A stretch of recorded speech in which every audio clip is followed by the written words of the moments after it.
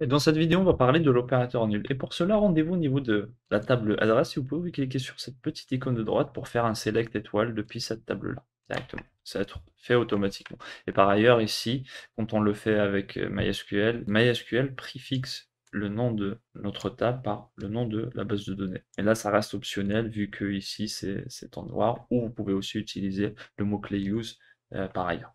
Si on regarde un tout petit peu la colonne adresse 2, vous allez remarquer qu'il y a certaines enregistrements qui sont nuls au niveau de cette colonne-là. Comment on fait pour les récupérer?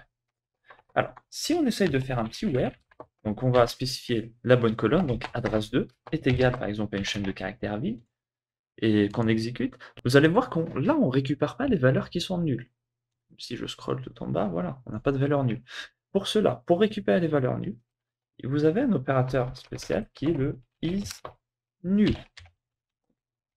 Et si on exécute, maintenant je récupère bien évidemment les valeurs qui ont une adresse de à nul.